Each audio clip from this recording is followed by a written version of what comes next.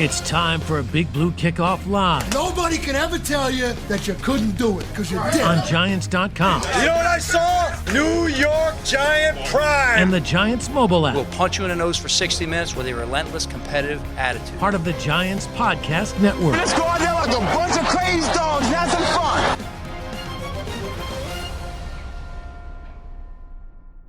Welcome to Friday's edition of Big Blue Kickoff Live here on Giants.com, the mobile app, and podcast platforms. He's Paul Dottino, I'm Lance Meadow, with you for the next 60 minutes as we're here to break down all that is happening with respect to the New York Giants. A reminder, all of our shows are pre-recorded this week, so we won't be able to take your phone calls, but we will be answering your submitted questions a little bit later on in the program. You can send them in via the Giants.com mailbag, as well as using hashtag GiantsChat on Twitter, as we want to maintain that interactive component to the show. Also, you can find the archive of this show and our entire podcast network on the Giants mobile app, podcast platforms everywhere, and at Giants.com/podcast.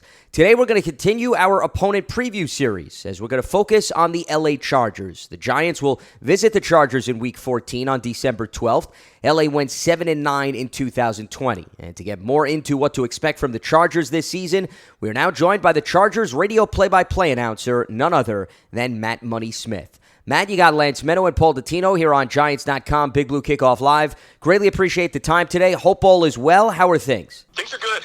Lance, Paul, I'm excited. You know, we got, a couple weeks here till we get things really rolling and get out and see these guys that went out to the rookie camp and the mini camp. And there's a lot of excitement. There's a lot of enthusiasm around this new coaching staff, around the second year of Justin Herbert. You can just kind of feel it. You know, sometimes you guys done this long enough. You kind of can take the temperature of camp just based on body language and maybe how the guys are behaving as they're just walking around and talking with one another. And it certainly feels like this one's got a lot of energy going into the 2021 campaign. There's no doubt about it, and I think you have every right to be excited, especially with Herbert coming off of an offensive Rookie of the Year performance. I want to get to Herbert in a second, but I actually want to start with what I think, Matt, is the biggest storyline, and that's the environment that they're providing for their quarterback. The Chargers were very aggressive this offseason, improving that offensive line. They bring in Corey Linsley and Matt Filer, two proven veterans. They draft Rashawn Slater. How much of what they've done up front do you think can really take Herbert to a whole new level in year two? Yeah, I'll tell you what, Lance, it's interesting, right? Because they had arguably the worst offensive line in the league last year, right? And Herbert operated as a top 10 quarterback behind it, despite being under pressure, despite having as little time to throw as any quarterback in the league. And it's interesting. So I don't know how much better can he get with a league average offensive line. And I mean, no doubt he's going to be excited that there's better protection in front of him. But, I think really what contributed to that 7-9 record as opposed to maybe a 9-7 or a 10-6 more than anything was defensive letdowns. You know, Herbert ended up having 5 fourth-quarter leads that the defense surrendered. Certainly the offensive line needed fixing. It was leaky. I mean, it was a sieve, and he was constantly under pressure. But he still delivered. And so that's, I think, where a lot of that excitement that you're talking about is coming from is, man, this is someone that was get through for 4,300 yards, broke every rookie record in the book, 30-plus touchdowns to just 10 interceptions, and he did it behind one of the worst units in the league. What can we imagine? I just don't know how much more markedly improved he could be from what we saw last year. Before we get to the X's and O's of the roster, let me ask you about head coach Brandon Staley and what you think he brings to the table. Well, Paul, I'll tell you, first of all, I think the defensive scheme's going to be a lot better. Last year, and I loved, I think the players love Gus. Everybody loves Gus Bradley. He's a great guy, an awesome coach, but it felt like the get home in 4, no matter what, be damned. If we don't get there, we don't get there. It just stopped working. I think is probably the best way to put it. And he started blitzing a little bit more later in the season.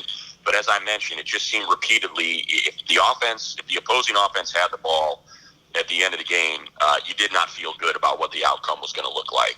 You felt a heck of a lot better if you were behind and the Chargers offense had the ball than you did the defense having to protect the lead. So scheme, number 1. 2, a healthy Derwin James, obviously, with Brandon Staley. And you saw what he did with Jalen Ramsey and that Rams defense last year. I think what people maybe don't realize is, the Rams defense wasn't just good last year. It wasn't just great. It was historically good. Sure. It was one of the best defenses we've seen in like 20 years. Yeah, I mean, there's no doubt about it. That unit was top-notch, especially with who they were throwing out in the secondary. And since you brought up the defensive side of the ball, I mean, let's stick there at least for the time being. Unfortunately, Matt, as you can attest to, I always make the joke, and tongue-in-cheek, somebody's got to put the voodoo doll down that's toying with the Chargers defense. I mean, Matt, it's getting ridiculous. You know, every year we're so enamored with all the names, the Derwin Jameses, the Joey Bosa's, and unfortunately we never see what this unit could do because they don't have the 11 guys at their disposal. I know you don't have a crystal ball, and we have no idea how this season is going to play out, but how imperative is it truly, in order for this defense to reach its high expectations, regardless of what scheme Brandon Staley is running, is that this unit finally can rely on the 11 guys that they anticipate is going to be the staple of this defense? That's a great point, Lance. I mean, it's the most important point, really, because there is not great depth, and that's what's got him, right? In years past, you said, Derwin goes down, and there's really not a great answer there at safety. They end up moving Rayshon Jenkins from free back to strong. And then they put Nasir Adderley at free, who just was not comfortable playing that particular position in Gus Bradley's scheme. So they need depth. Hopefully they have better depth. But I think it comes down to health. If those 11 guys are healthy, I think Drew Tranquill is really going to open some eyes this year. Unfortunately, he snapped a leg at the start of messed up his leg at the start of the season in the first game. But I think the pairing of he and Kenneth Murray at linebacker, obviously what Joey Bosa can do. He's probably the most complete defensive end in the league in terms of stopping the run and just blowing up plays and getting the quarterback. And obviously Derwin's a key. But beyond that, there's not a lot of depth. They're going to rely on a rookie at corner, and Asante Samuel Jr. play with Chris Harris and Mikey Quince. And once you get beyond that, that's kind of always the boo about this roster is if too many guys go down, you just, and that happened to the offensive line last year. It's why it was the worst unit in the league. There's just not a lot of reinforcements. And I think that's probably the case for a lot of teams in the NFL. I had seen a comment, from Justin Herbert coming out of the minicamp that during those practices, he saw a lot of different guys playing a lot of different positions, and the versatility seemed to be much more of an emphasis this year. I'm going to assume that's because of the lack of depth. They figure, look, we probably got to get as many guys in as many spots as we can because that would give them a chance to compete. Yeah, absolutely, Paul. I think if you talk about Nasir Adderley, who I just mentioned, played free safety exclusively, played that high safety, in Gus's scheme last year exclusively. You're hearing Brandon Staley talk about him playing some slot corner, playing some nickel, playing, both safety positions, just kind of moving him all over the field. I think the same goes with Kenneth Murray. You'll probably see him move to a couple different linebacker positions, and that likely is a product of, I think, his scheme and the idea that he wants offenses to have to react to him instead of him having to react to offenses. He's always preached that. Create that confusion pre-snap, post-snap as much as you can. So I think there's a little bit of, protect yourself depth-wise, but also create mismatches, create confusion pre-snap and during a play and not quite knowing where pressure's coming from, who's dropping, who's playing where. So I think a lot of that goes hand in hand on that side of the ball. We're talking with Chargers radio play-by-play announcer Matt Money Smith here on Giants.com, Big Blue Kickoff Live. Speaking of depth, that brings me, Matt, to the wide receiver core because Herbert, I thought, did a really nice job spreading the wealth last season despite some of the issues that he had up front. And while we know what Keenan Allen could do and we've seen Mike Williams, one guy that I want to focus on is Tyron Johnson, who really flashed here or there, it seemed, last season. Huge target down the field, 19.9 yards per reception that he averaged. Where do you see his development and perhaps the bigger role that he could carve out for himself entering this season? Yeah, they call him T-Billy, and I'm so used to having everybody say that when I ask about Tyron. So forgive me if I try to use the nickname here like I did with Mike Davis a second ago. So I do think there's probably a wide open competition for that third receiver. Jalen Guyton's got speed. Tyron's got speed. They drafted Josh Palmer. They're really excited about him and just kind of his complete receiver sort of. He's a really good route runner. He's got strong hands. So I think the rookie's going to be in the mix as well. I'll be honest, I was a little surprised that they didn't go out and get one of those sort of, I don't want to degrade the free agent, but just kind of like that not quite top but mid-tier receiver like a Marvin Jones. It just felt like one of those guys was really going to put this receiving core over the top, and I think it probably speaks to how much confidence they had, especially late in the season, in Johnson and Guyton, that one of them can be that third receiver.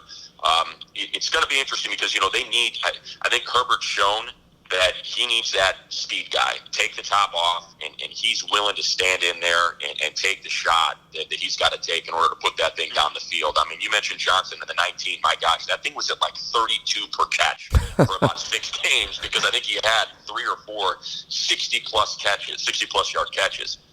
So that's the key, right? You got to have that speed to try to open things up and allow Keenan not to get doubled and do his magic in a route running term. Mike Williams is a great 50-50 guy, but doesn't quite have that speed. So, again, Lance, I think you hit it right on the head. That's probably going to be the one guy that if he can take that next step can really bring, I think, this receiving core into the conversation as one of the most complete, better ones in the league. Well, you're talking about the passing game, and Jared Cook, who seems to have a suitcase with him everywhere he goes because he's just been on so many teams, he lands there now as a replacement for Hunter Henry, and I wonder what you think his role will be. I mean, the guy certainly has a lot of wear on his tires. Yeah, I think had Hunter been able to stay healthy and not had so many injury issues with the Chargers, they would have absolutely kept him. Full service tight end. They loved him, someone who could block and catch. That's not the case with Jarrett. And I think that's why you saw him draft Trey McKitty, and they're excited about him as kind of that complete tight end. So what I would imagine is, and it's interesting, Justin didn't really use Hunter as much as we thought he would. Like you said, Lance, he really spread it around. When you look at the touchdown totals, there wasn't the one guy with 12, 13 touchdowns, and, you look in the red zone, and he's looking his way and throwing. His targets are considerably higher than the next guy. Now, obviously, target-wise, Keenan Allen got a ton just because he's that reliable and he's as good a go-to as there is in the league. But I'm interested to see if Jared Cook can almost be more productive than Hunter Henry was last year, because we just never quite saw that relationship develop like Phillip Rivers had with his tight ends. Whenever you got in the red zone, we always knew, probably option one for Phillip was going to be his tight end, and that just never quite developed last year with Herbert and Hunter. So I'm anxious to see if, especially Jared Cook coming over and having been in that Joe Lombardi offense with the Saints for quite a while, and that's going to be pretty much the foundation and the nucleus of this offense. So he'll be comfortable. I'm anxious to see if they can get the tight end a little bit more run here. Matt, I'm glad you brought up Joe Lombardi and the connection with Jared Cook, because in addition to you referring to Brandon Staley perhaps dramatically changing the defense, we also need to account for, there's a new staff on the offensive side of the ball, and Lombardi was the Saints QB coach for the last few seasons. What would you best describe perhaps what he will do for Herbert, or how similar and how different it may look from what they ran under Anthony Lynn and company? I'll share. I'll just kind of go ahead and take it from Drew Brees. He was out at camp, kind of prepping for his media and going through faux production meetings with the guys. And so he was able to talk with us for a little while. And when we brought up, what he could share with us about what he expected Lombardi to do with Herbert, I thought he put it perfectly. He said, imagine the offense is the biggest menu you've ever seen at a restaurant. And I think anybody that's been to a Cheesecake Factory immediately thinks of that menu. And he said what Lombardi does is, and Sean Payton does, is they present you with all of these options, and you work through all of these things, and then they end up narrowing that down to about 30% of what you do really well. And I think bringing in Shane Day as QB coach from the Shanahan offense, they've kind of said that that's probably 25% of this thing, and Lombardi's about 75% of this thing. So what I think Justin does best is obviously deliver a deep ball, right, with that arm. But also, I think you're going to probably see more mobility, which we didn't see a lot of in, the Saints offense. It was more rhythm, right, with Drew. But I think Herbert is such an athlete. It feels like they want to take advantage of that. At least that's kind of the sort of the subtle hints that you're getting from Coach Staley when he talks about it, and just applying pressure on a defense. And there's no better way to do that than having to account for the mobility and athleticism of a quarterback. So I think you're going to see a lot of that. There's also, I'll make this long answer longer. There was also a mic'd up moment with Lombardi talking to Justin Jackson, the running back. And Jackson was coming out of the backfield, and he kind of did a little shimmy and tried to break outside on this pass that was coming from Herbert. And he pulled him aside and he said, hey, look, man, I don't need anything fancy. I want you to take what's there so we can get this thing moving. He's like, you got plenty of time to do that in the open field. He goes, but just look, plant your foot here. There's the slant. Let's get this ball out of his hand. So that to me was an indication that, okay, there's that Saints offense, right? Find the mismatch, get to it immediately, and let your playmakers make the play as opposed to a quarterback holding pattern trying to see something develop. Where does Austin Eckler fit into this? I mean, I know he had the hamstring last year, and obviously that limited his ability to get on the field, but we're still looking at a guy who over the last 3 seasons has had between 500 and 600 yards rushing apiece and has not really taken it to the next level. Again, I understand injuries were a part of that last season. Yeah, Paul, I'll tell you, in the last couple of years, when we'd be down on the field with, I'd be there with my analyst, Daniel Jeremiah, talking to opposing coaches, that's the first name they bring up. That's the guy they were most concerned about. He is so good. And I think, if he can stay healthy, I expect him to have a heck of a year. I'm not saying he's Alvin Kamara at all, but that's, he never goes down on first contact.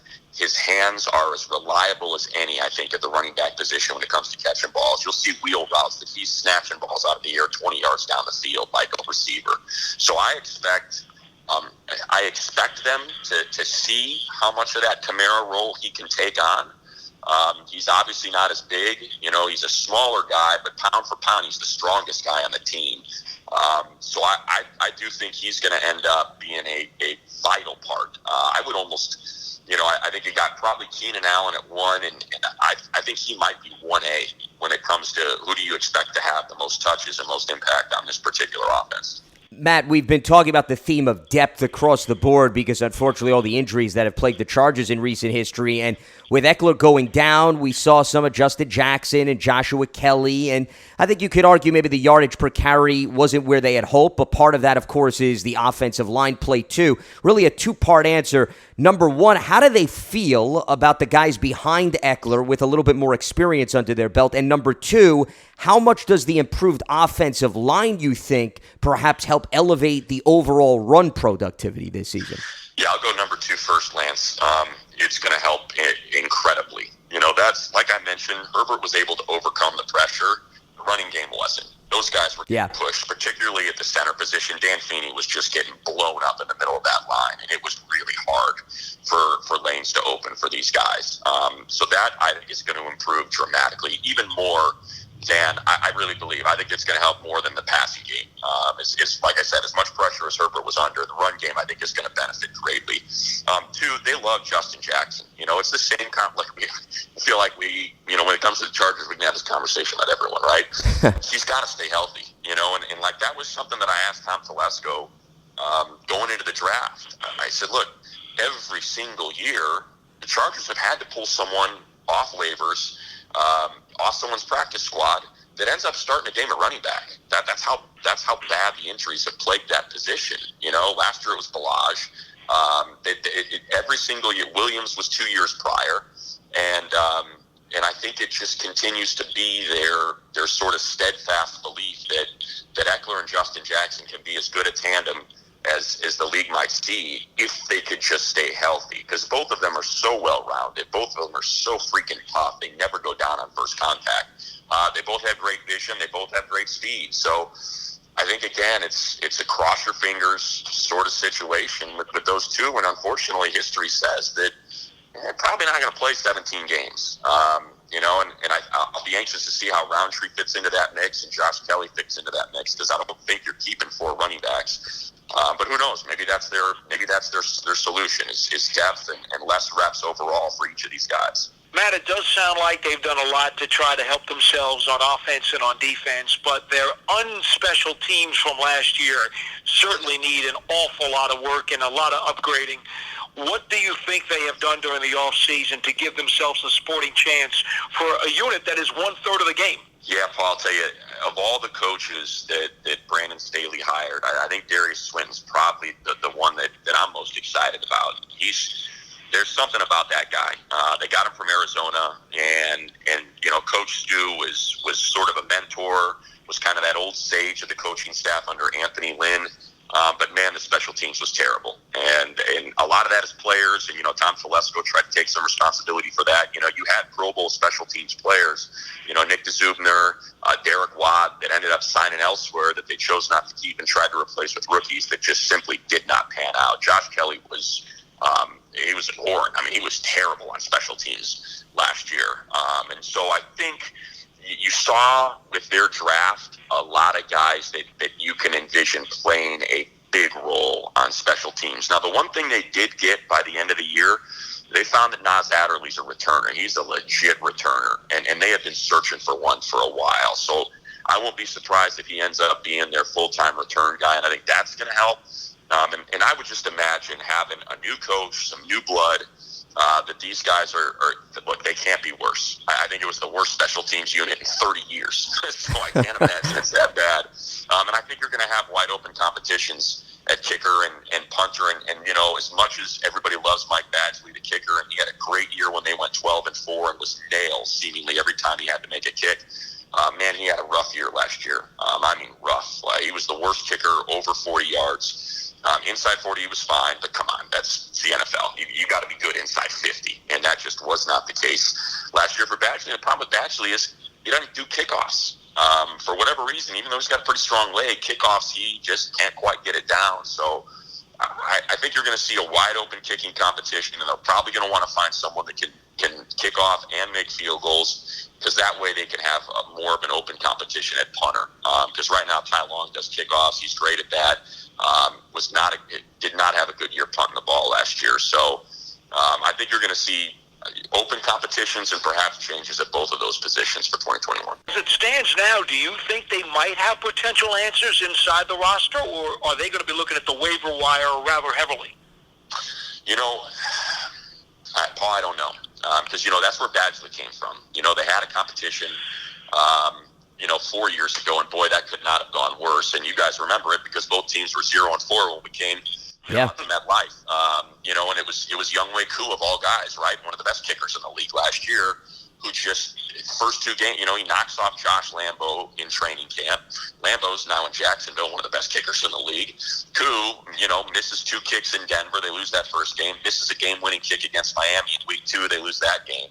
And next thing you know, Mike Badgley's here off the waiver wire and has been here since. So I don't know if that answers on the roster, if they're just going to keep looking. I think obviously I think if you ask Tom Telesco, what do you prefer? He says, well, I prefer that, Badgley figure out what the heck went on last year and get back to, what he did in 2019. Or 2018, I should say. I don't know. I'm sorry. I hate to give you an I don't know answer, but I'm not quite sure. Matt, if there's been 2 clouds hovering over the Chargers, I think we've tackled 2 of them, which is the injury bug, and then, of course, as you just relayed, the special teams unit. And as a result of those 2 factors, I would say the third cloud has been they've played a lot of close games over the course of recent history, and unfortunately, the ball just has not bounced their way. I was actually crunching the numbers. 12 games they played last season, decided by 8 points or less. And the record was 5-7, which I'm sure many people would say, well, teams could do a lot worse. But it just seems as if more often than not, it never goes in favor of them. The reason I'm bringing that up is I'm not a big believer, Matt, that just because you struggle one season in one area, it carries over. Just seems as if it's impacted the Chargers in a unique way. How much do they need, and how much does Brandon Staley need to emphasize that they have to sort of find a way to just shake that narrative since it's plagued them so much? Yeah, Lance, I'll tell you, I think that's one of the reasons why they decided to make a change at coach. Even though they finished, with 4 straight wins, Justin Herbert had this remarkable rookie season. The offense, well, why are you changing the offense on this kid after he just got comfortable in this one and put up those kind of numbers? But I think it was, sort of that inevitability that the other shoe was going to drop. There was not confidence on this team. It felt like they were just waiting, and we felt it as a broadcast team. I can remember, and you just want to call the game straight. You never want to insert yourself into the storyline. But man, there was a moment. It was late in the season. I think it was against the Raiders with the Chargers. The famous "I was in," call from Justin Herbert on the rush there. And I said, I got to wait. I said, when we were calling the game, I said, look, we think he was in. It looks like he's in, but I'm not going to call this game is over until I get that official to come out from underneath that hood and tell me that this game is over, because it just felt like it was inevitable that they were going to say, yeah, no, we could see a couple strands of thread from his pants were on the ground and he wasn't in. That's just kind of the way it broke. And I think with the new blood, that the players, like I said when we started this conversation, man, they're excited. They believe in this. They believe in the coaches. They believe in the scheme. They believe they're going to be in positions to make plays. And it just felt like last year, especially on defense, they just believed no matter how hard they played, at some point there was going to be a bust in coverage or in tackling, and they were going to lose the game. And man, that's a tough thing to overcome when that seed is planted, in the back of your brain in a game that's played this fast and this violently. Sometimes, and we've noticed it over the last several years, the schedule can actually play a little bit more havoc with a team than maybe you'd like it to, because you just get a bad draw. Now, this year, you guys draw the NFC East, which has not been a great division over the last few years. How do you feel the Chargers look at their schedule right now, the way it falls, at least during the preseason? We all know things will change during the season, but do they think that the schedule makers gave them a decent run here? Well, I'll just give you my opinion, Paul, because they'll tell you they love the way it looks, right? But I mean, they're going to start against one of the nastiest fronts in the league, if not the nastiest, right, in Washington. Yeah. And you got a brand new offensive line, and you know how important that is. The old 5 fingers on a glove. They got to get comfortable with one another, develop that chemistry, and man, that is tough when you got that coming at you. So that's a tough start to me, especially because it's going to be, a trip to the East Coast, the old 10 a.m. Pacific time start. And then you followed up with arguably, the most explosive offense in the league in the Dallas Cowboys. So even though the NFC East was, down last year, you're still talking about really darn good units that individually can impact the game. The one thing I'll say about the Chargers last year, Lance, and kind of, crunching the numbers and getting a look at it, is the quality of competition never fazed them. They should have won that game against the Saints on Monday night. I mean, it's a Mike Badgley kick. Justin Herbert makes the throw, and all you got to do is make a field goal, and that game is over. So, I'm not playing the what-if game. I'm just saying, hey, a kicker in the NFL and a 49-yard field goal, you got to make that. You win the game.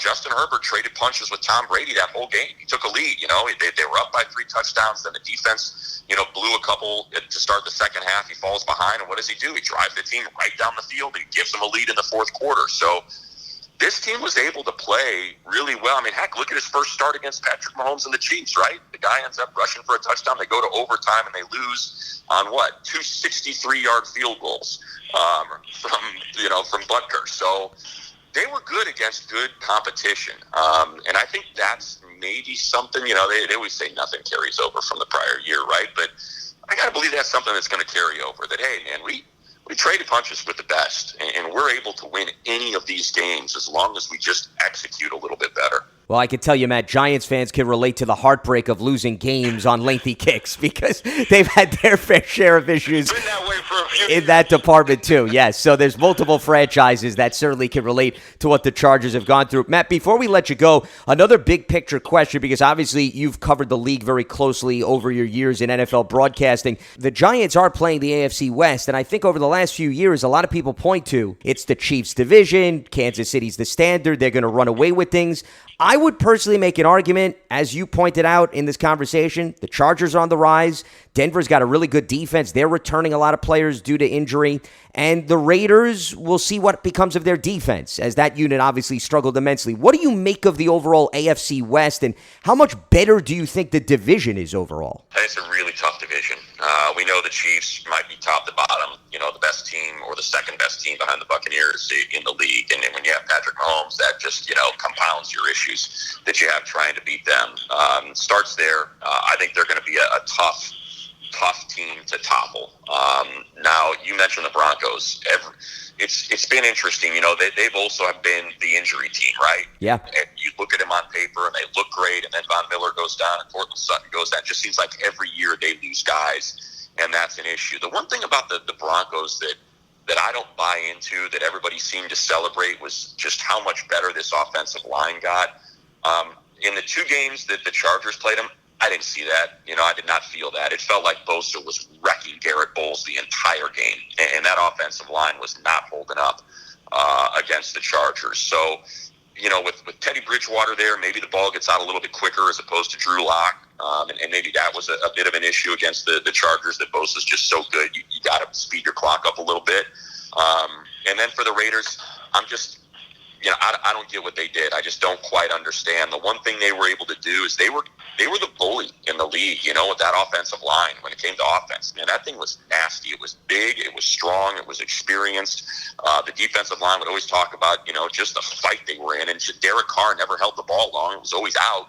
And he had enough protection for that. And that offense was tough to deal with. So I don't know what that's going to look like now. With Derek Carr, you light him up a little bit, and that game changes in a hurry. And I'm anxious to see if trying to save some money on the O-line so they could go out and spend it on defense, if that ends up coming back to negate a strength in order to try to make a defense at least just average that's been so bad as of late. I mean, if I were just kind of ranking it, I think they hit it, Lance. I think you're talking Chiefs are the gold standard, and I think right behind them, if they can stay healthy, is the Chargers. And then, the Broncos will be health dependent. I feel like the Raiders are the fourth best team in this division. No, I think that's an accurate assessment, as the Giants will be trying to solve the AFC West riddle this season, including an up-and-coming Chargers team led by Justin Herbert. He is the Chargers radio play-by-play announcer, Matt Money Smith. Matt, can't thank you enough. Greatly appreciate the time and the insight. Look forward to following the Chargers this season, and also look forward to talking to you down the road. Thanks again. Stay well, Anytime. Matt. Absolutely, Paul. Thank you, Lance. Take care. You as well. Thanks again to Matt Money Smith, Chargers radio play-by-play announcer, for weighing in on what to expect from LA this season. We will give you our take on the Chargers in a second, but first, let's get some reminders out of the way. Limited Giants season tickets are on sale now for the 2021 season. In addition to ticket savings, membership benefits include access to exclusive events, experiences, pre-sales, and more. You can lock in your seats starting at just $100. Call 888-NYG-1925 or visit giants.com/tickets for more information. Also, don't miss out on your chance to experience a premier hospitality experience watching Giants games and world-class concerts in 2021 as a Giants suite partner. Limited full-season locations are available, or you can place a deposit for individual games. Call 888-NYG-1925 or visit giants.com/suites for more information. A reminder, we can't take your phone calls. All of our shows are pre-recorded, so a little bit later on, we will answer some of your submitted questions. We appreciate everybody sending them in through the Giants.com mailbag, as well as using hashtag GiantsChat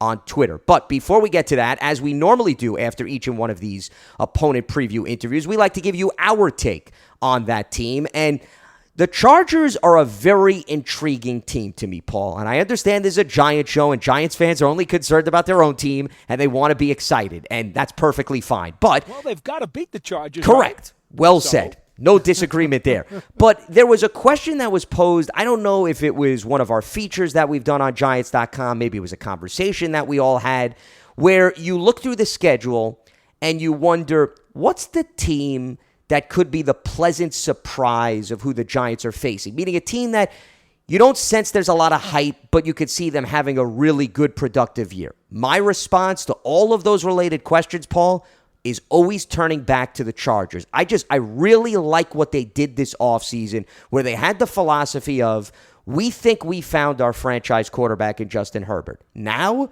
we're going to do everything feasible to make sure that we surround him with talent to allow him to build off of what he did as a rookie. And I think Matt Money Smith summed it up beautifully, and I want to throw out a number to you, Paul. Justin Herbert led the NFL with 1,113 passing yards and 9 touchdowns when under pressure in 2020.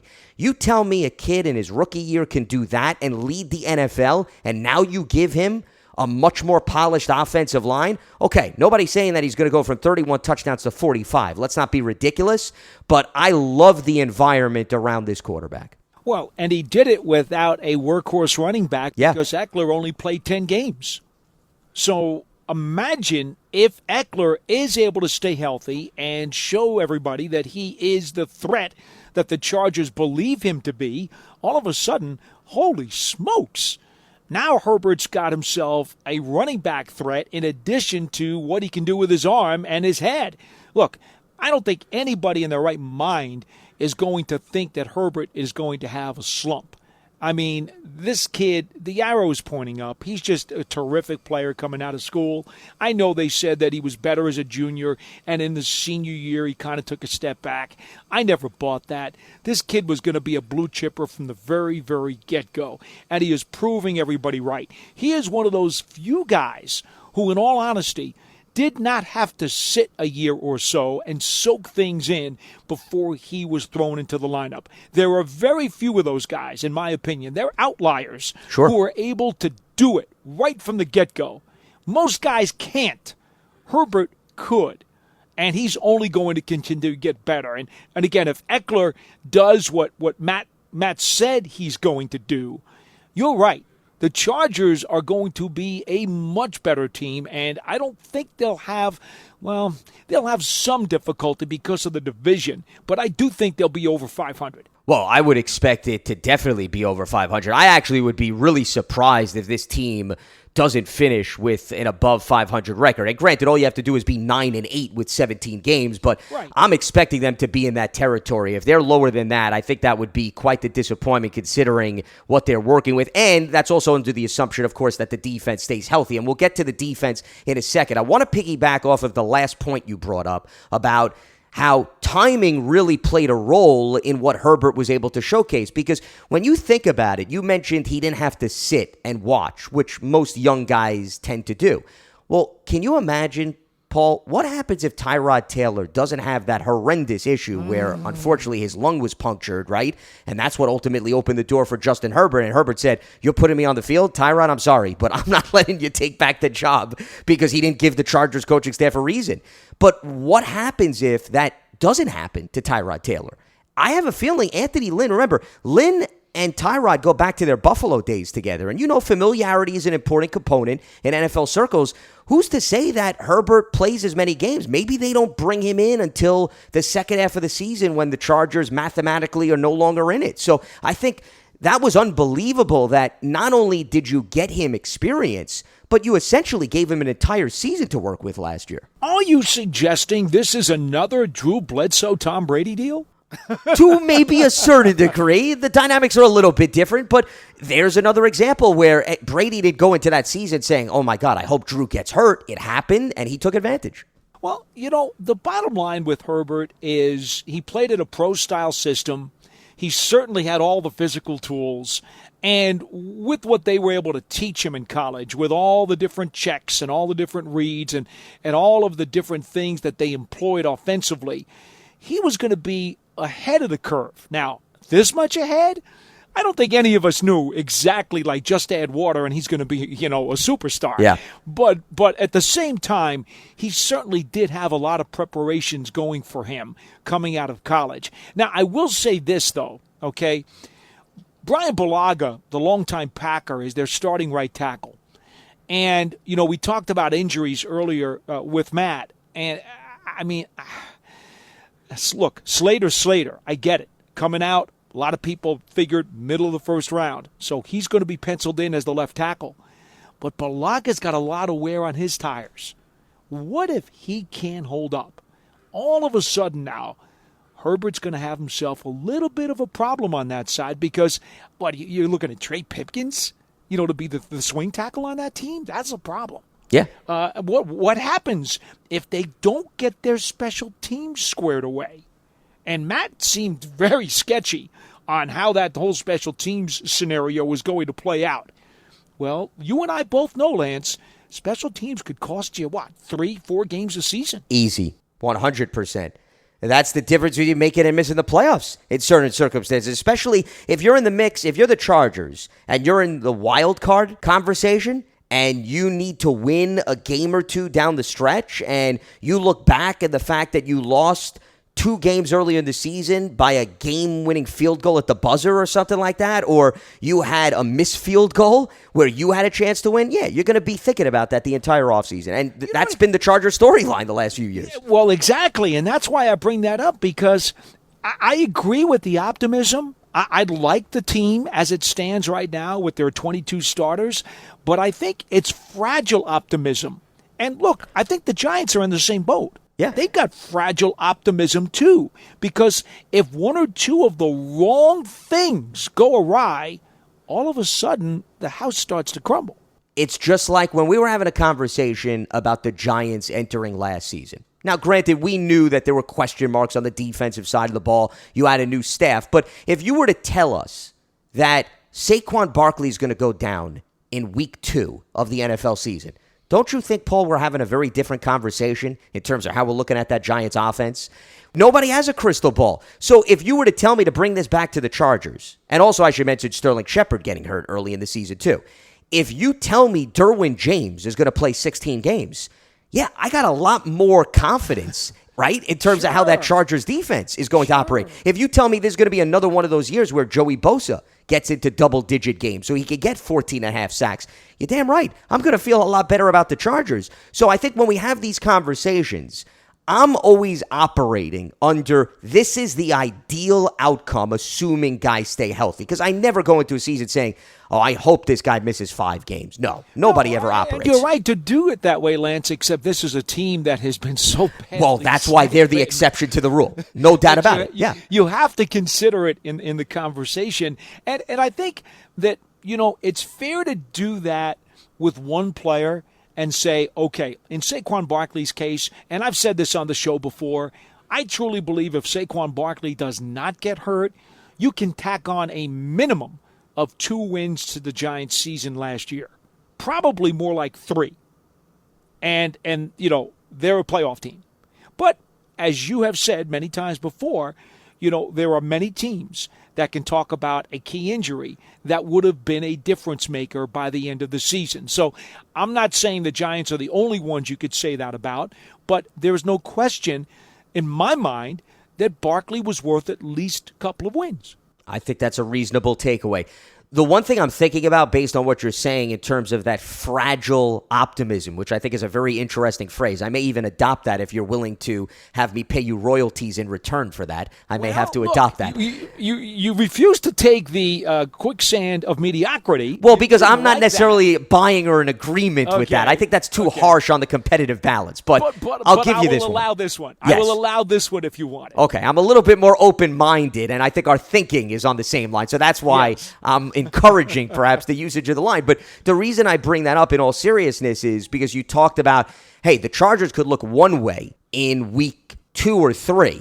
But interestingly, the Giants are playing the Chargers in week 14, okay? And who knows what teams look like. I always say that in week 14. So the bottom line is it's going to be interesting, Paul, what shape the Chargers are in by the time the Giants face them. Because if we were having this conversation, if the Giants and Chargers met, as Matt was talking about in our conversation, the last time they met at MetLife Stadium, it was a week 5 matchup. Both teams were winless. It was a huge game. Now this is the complete opposite end of the spectrum. Now you're going to see this team much later on in the season. So you could say on one side, okay, Justin Herbert's going to have a lot more games under his belt. He's going to have a lot more comfort, right, with Joe Lombardi's offensive scheme. The defense is going to get a feel for Brandon Staley. The opposite side, I would argue, who's going to be on the field at that time? Is Derwin James going to be there? Are these guys on offense? Austin Eckler, Keenan Allen's been banged up in his career. So that's a bit of a wild card here for this team. Big picture, Lance, how do both of these young teams, and let's not kid ourselves, the Giants are a young team. The Chargers are a young team. There's a realistic chance that both of these clubs could be very much in the thick of their division races with about a month left in the season when they play each other. You may be talking about a very pivotal game for both clubs as they try to make a push. Absolutely. That's week 14, and then you're going to hit the stretch run. You're going to have the final 4 games right after that, and in all likelihood, you're going to be playing division rivals in those final 4 games. Because I'm looking at the Chargers schedule. Well, who do they have? They got the Chiefs. Then they play Houston, followed by Denver and Las Vegas. So they're playing 3 of their division rivals in the final 4 games, meaning the Giants game is sort of the tone setter for your home stretch. So, yeah, extremely important from that standpoint. And we know, obviously, the Giants are going to be tested within their division down the stretch of the season, too. One other thing I wanted to get to before we move on to the mailbag questions about the Chargers, because I think this is another part of the storyline for this team. We talked with Matt about Brandon Staley, who did a heck of a job with that Rams defense last season. Mm-hmm. The number one defense, the number one secondary. They were so good because they had playmakers across the board. And remember, keep in mind, not to get off topic, people forget, Sean McVay decided to part ways with Wade Phillips, which, Paul, on the surface, you could argue that was a bit of a risky move, considering the track record Wade Phillips has as defensive coordinator. And he said, you know what, right? I need a fresh start. You bring in new blood. Brandon Staley, okay, he worked under Vic Fangio with respect to the Bears and the Broncos, and he came in and he didn't rock the boat too much. He pressed the right buttons. They were very successful. But whenever a defensive coordinator not only makes the transition to head coach, but also is now operating with new personnel, the one question that I always raise is, does he have the personnel to do the things that he showcased in his previous stop? So he had a really good secondary, and oh, by the way, he had a guy by the name of Aaron Donald, which doesn't grow on trees. So Let me throw this out, and I think this is interesting to examine. With the Chargers personnel, and the health is going to obviously be an X factor, does Staley have the pieces that he can truly turn a group around that has struggled in recent years and get them, maybe not necessarily the conversation of the number one overall defense, but back to respectability based on what he ran with the Rams? Well, we all know it starts with Bosa, right? 100%. Okay, so let's just begin there. They need to get 16 games out of him. That's number one before we go anywhere else. And then 1A is got to be Derwin James. Now, once you put those two guys on the table and say they're going to give him healthy seasons, well, then why can't he have a successful defense? Because we know he can scheme it up. And we know that they certainly have a lot of youth there who's willing to learn and probably will be very energized by listening to a new voice and a guy who comes in, by the way, with a proven track record, so you know he will command respect from the moment that he walks into the room. And by the way, you know, I don't want to make a big deal out of this, but we saw what a pro Kyler Fackrell was with the Giants last year. Yeah. Now, the production may not have been spectacular, but he was a pro's pro, and they signed him. So you know, this will be a guy who is going to lend some real professionalism and really make sure that guys are in the right places and know their playbooks. So, yeah, I think there's some potential there. I think they could be optimistic. I'm completely with you. I look at Kyler Fackrell as taking on the role of Morgan Fox in the Rams defense, sort of an underrated pass rusher who doesn't get a lot of notoriety but makes the most of his snaps. Would not be surprised if he assumes that role within the Chargers defense. Remember, they also have Linval Joseph up front. Giants fans are familiar with him, still playing at a high level now with the Chargers after he was with the Vikings. And here's another thing. We were having this conversation, if you remember, Paul, when we were previewing the Rams. Brandon Staley played a big role in helping Leonard Floyd turn things around. And granted, he was with him in Chicago, but remember, he wasn't the defensive coordinator. He was with the Bears. So if I'm the Chargers and I'm a guy that, you know, maybe everything hasn't registered, hasn't clicked, I'm looking at what he did with Leonard Floyd and saying, hey, maybe Staley could do that for me. The other thing that's important to note, I know we placed a lot of emphasis on Derwin James, and rightfully so. Great pick in 2018 in the first round. The fact that he fell to them was a huge home run. But there's a lot more, okay, let's be fair, to this Chargers secondary than Derwin James. They have Chris Harris Jr., who is a proven veteran.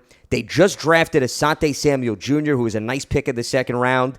And Michael Davis is a name to look out for. This is their third corner, but probably may even emerge to be their true second corner this season. He's a versatile guy that could play multiple positions, and I have a feeling Brandon Staley is going to tap into that, and that's a name that you're probably going to be hearing a lot about. That would not surprise me at all. And when you mentioned Samuel just a moment ago, I was thinking back to when we were previewing the draft, and I don't think that I talked to anybody who doubted Samuel's skills. We know about his pedigree because his dad obviously played in the league for a long time with the Patriots. But his skill set, the reality is the guy is a football player. He's tough. He's rugged. He will play the run and the pass. He has a tremendous attitude and an energy and a work ethic about him. The only negative on him, when you talk to people and you said, okay, why won't he be maybe a first-round pick? Why is he going to be maybe a late first-rounder if he squeezes in, or more likely going to be a second-rounder? And they would simply come back to his stature. And that's the only thing that they could knock him on, because he's got the package. And so would it be surprising if he plays bigger than his size because he's got all the intangibles and winds up making his mark on that Chargers defense this year? No, the answer is that would not surprise me. So the Chargers are a very intriguing team, as we just outlined, in terms of their offense as well as their defense. A new head coach, new schemes across the board, and the Giants will meet them in Week 14 in L.A. Now it's time to address some of your mailbag questions. And once again, we are unable to take your phone calls. All our shows are pre-recorded this week. You can continue to submit them into Giants.com, the mailbag, as well as hashtag GiantsChat. Okay, so this first question today comes from Phil in Virginia. Why didn't the Giants sign free agent Morgan Moses, who would have anchored the right tackle position? And with the Steelers signing free agent Trey Turner, was the Giants' last chance to get a good offensive lineman? Are they hoping that someone good might be cut from another team? Well, there are a lot of different sprockets to this answer, if you will. Obviously, number one is the Giants really believe in the growth and development and the maturity of the guys that they have in-house. And as Dave Gettleman has said, they've got to play, because if they don't play, they won't get better. So you kind of have to live with the growing pains that they had last year and believe that they will greatly reduce their number of mistakes this season. The other part to this answer is obviously they also would have to have a nice piece of capital to bring in a veteran of that experience, of that resume. And the Giants are not a team right now after they bring in 12 free agents, Lance? A high volume, yeah. They brought in a lot of new faces. They don't necessarily have the money now to go and make a move of that nature, especially if they think they're going to be contenders. They're going to need to do whatever finagling has to be done to scrape up some nickels and dimes if somebody gets hurt, because they're going to be a team that's going to say, we're in the hunt.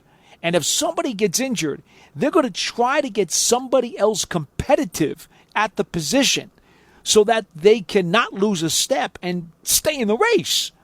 Now, that's different when you're a team that doesn't think they're going to be in the playoff hunt, because then you say, okay, whatever. We'll just wind up picking up a body and taking a flyer on somebody.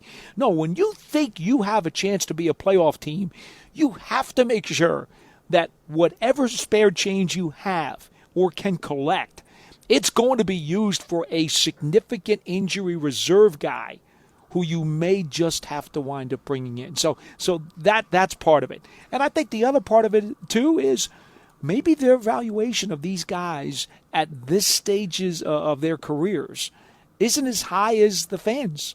Maybe they just don't believe that right now those guys have enough left and that they are significantly better than the potential of the guys you have in your own room. Yeah, I think those are both excellent points. I would emphasize the first of the two that you mentioned. I think you have to look at the Giants' philosophy right now as opposed to what other teams are doing. Just because one team goes the route of trying to track down a Pro Bowler who was let go, such as Trey Turner, doesn't mean that that's the same game plan or philosophy of the Giants. And I think the Giants internally said to themselves, we've invested in the offensive line in the draft over the last year.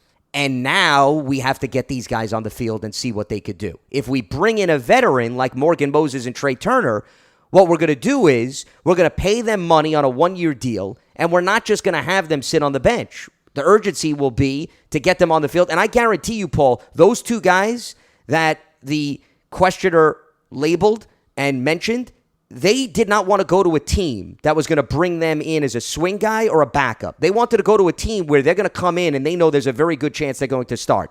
The Jets, they needed a right tackle. Morgan Moses is going to be their guy. The Steelers, David DeCastro winds up contemplating retirement, and they let him go this late into the offseason. Well, David DeCastro is a proven Pro Bowler. Trey Turner's out there. You don't feel good about who you have behind him. You didn't necessarily draft a guy high because the Steelers haven't had the luxury since they've been pretty much a playoff contender every year. Yeah, you're going to go that route because you've got a veteran quarterback, and once again, the expectations where you are as a team is much different than where the Giants are. Here's another thing. They've got Nate Solder returning. So the Giants may say to themselves, Paul, we have an established veteran who, if things don't go right with the young guys, we'll insert Nate Solder. We already have him on the books. We reworked his contract. He opted out. Why should we now pay another veteran to do something that we think Solder could come in and do? Well, it goes back to the age-old question, and this goes into the draft every year as well. People will say, well, why didn't they take this guy? Well, because every general manager and head coach asks himself this question. Is the guy that we can obtain significantly better than the guy we already have? Is there a concrete upgrade? And if you can't be sure that there is a significant upgrade, in most cases, you'll stay with the guy you got. Absolutely. Because then that would be just bringing in a player for the sake of bringing in a player for the court of public opinion, meaning somebody that has some name and notoriety. And let me make this very clear.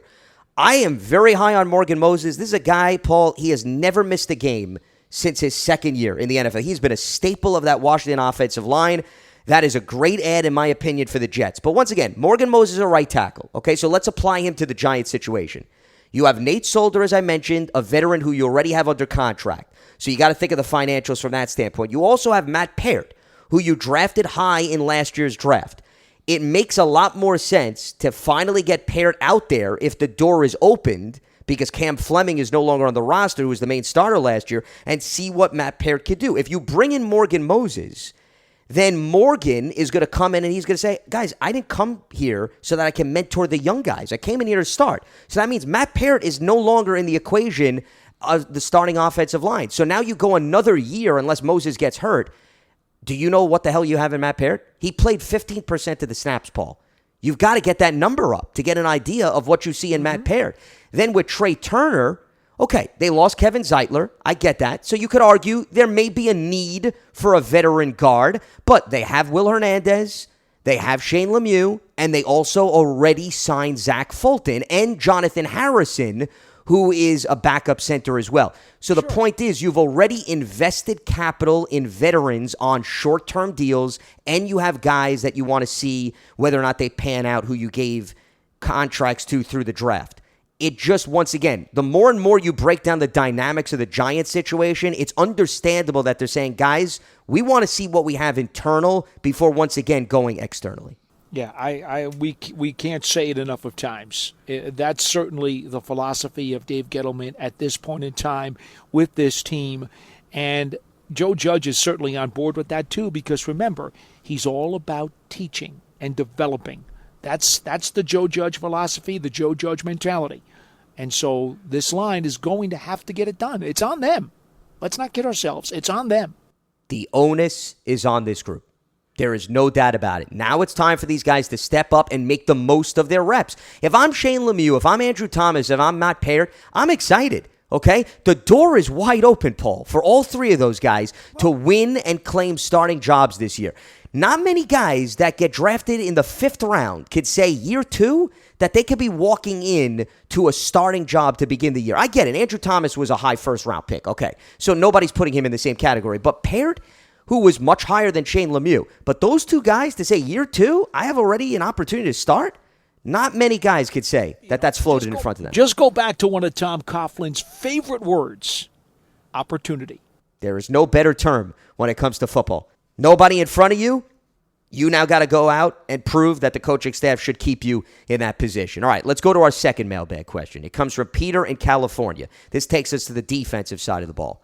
Who is the X factor on defense? He writes, my own pick is Ellerson Smith. He needs to put on a few pounds of muscle and be moved to defensive end. With his linebacker speed and quickness, he'd be quite a load coming off the edge in passing situations. You know, Lance, I think the other day we may have had a conversation similar to We did. this. And, you know, I'm a big Odenigbo fan. I just think that he showed me some things with the Vikings, and there, you know, he dealt with the COVID issues, okay, at some point last year. He also dealt with some position switches where they were using them in different ways in their scheme because they were lacking certain things, and they had to kind of put a square peg into a circular hole, and Odenigbo suffered as a player because of it. I think that the Giants' optimism with him is much warranted. I see some skills there. I love his attitude. We've had an opportunity to listen to him talk during the offseason. He's a guy who seems very, very much determined with a chip on his shoulder to prove to everybody that, he's not a guy who belongs in the journeyman pile, that this is a guy who really can be an important part of a winning defense. I got a good feeling about Odenigbo. Well, I've been on the record. I look at Odenigbo as a sleeper, underrated type of addition to this team. So I'm on board with you there. We don't necessarily have to rehash our conversation on Ellerson Smith. In case you did miss that, you could go back to Thursday's edition of Big Blue Kickoff Live. Paul and I actually had a very detailed conversation about him versus Azeez Ojulari. I will say this. I think expectations for Ellerson Smith, I think some people need to take a step back because I've got nothing against him. I would not entertain, Paul, the idea of him being an X factor until I know how many snaps this guy is going to get in his first year in the NFL. Well, and where is he going to play, Lance? Yeah. Is he going to be a stand-up edge guy, or are they going to say, hey, we kind of like your frame and a few more extra pounds is going to make you a down guy? Look, I've made it clear. I'd like to see him down, personally. I'd like to see him down coming off the edge as a down lineman. That would be my preference. But it remains to be seen. There are some people who have talked about him as a JPP type, who, as you now know with the Buccaneers, plays a lot of stand-up, more so than he did with the Giants. You'll also remember, many years ago, another guy people compare Smith to is Jason Taylor. Now, Jason Taylor, Miami Dolphins, yeah. And Washington also. True, yeah, later in his career. And Taylor had his hand in the dirt. So, you can have various opinions on this. The Giants will have to finally figure out a way as he develops into a pro player how he's going to be best utilized. But I just think that this is a redshirt year for him. And I'm okay with that. Well, keep in mind also, remember, he didn't play football last year too, and that wasn't to blame him for it. It was just the dynamics of COVID. But you are asking somebody to make the transition to the NFL and hasn't been in game situations for quite some time. So those are factors that we can't dismiss. I will leave it at this, though. If you were to ask me who the X factor on defense is, I would also entertain Lorenzo Carter. Okay? Let's not forget about him, Paul. This is a player, though, because an X factor, doesn't that guy have to be little talked about? See, I don't look at X factor that way. Talked about him a lot. Yeah, no, and once again, you bring up an interesting point. It really, I guess it's in the eye of the beholder. How do you define X factor? See, X factor to me is, it's not necessarily a guy that's not talked about. To me, it's somebody that is so crucial to either side of the ball that when he performs, you could give the team maybe a few extra wins. He doesn't live up to expectations. That's going to come back to bite you. That's my definition of an X factor. That's how I view it. So that's why under that umbrella, I think Lorenzo Carter is a perfect fit for that label. Well, I think if we go with your label, you could probably pick 5 or 6. Oh, absolutely. Well, I mean, you could do it even under your definition, too. It doesn't have to be my label. I suppose you could. But I think the guy lurking in the shadows who doesn't necessarily have the spotlight tends to be a smaller group of guys or a smaller choice of players as opposed to the way you look at it. I'm not saying you're wrong. I'm not doing that. But I am saying I think it does lend itself to a wider variety of selections. Well, I will leave it at this also. I think for anybody, when you send in questions, when you're saying underrated sleeper X factor, I think it's important just to add a new layer to the dialogue that we have on this show because we find these questions interesting. Right? Correct. Provide context and tell us your interpretation in all seriousness of what an X factor is, because the way Paul and I view X factor is probably very different than it is through your lens, or underrated or sleeper. So I would say try to tack on, this is what I would define an X factor, because maybe they're looking at Ellerson Smith also very differently than I and you are. So therefore, that changes the whole context. But the reason why, just to sum up, why Lorenzo Carter is an X factor to me is he showed some nice progress, unfortunately, before he tore his Achilles last season. And if you could get him out there for a full season, he's capable of being the perfect complement to Leonard Williams. So if he plays at a fully healthy level this season, he gives you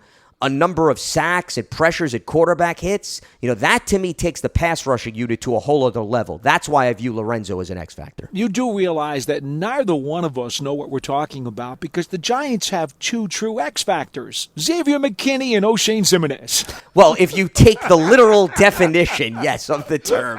I'm surprised you didn't lead off with that, Paul. We need a drum set behind you on that line, yes. All right, there you go. Yes, we have multiple X-Men already on this roster. All right, well, that is going to wrap up things for us here on Friday's edition of Big Blue Kickoff Live. Thanks again for all of you who have submitted those mailbag questions. A reminder, it is part of the Giants Podcast Network on the Giants mobile app, podcast platforms everywhere, and at giants.com/podcast. So, starting on Monday, we will return to live programming, which means that we will be back up and running at noon Eastern. We'll carry on our opponent preview series. We still have a number of teams to look ahead to, and we'll also have an opportunity to take your phone calls. Paul, enjoyed the conversation as always. I'll speak to you next week. Enjoy the weekend. Absolutely. For Paul Dottino, I'm Lance Meadow. Stay locked to Giants.com for all the latest. Enjoy the rest of your Friday. Have a good weekend. We will speak to you next week. Have a good one.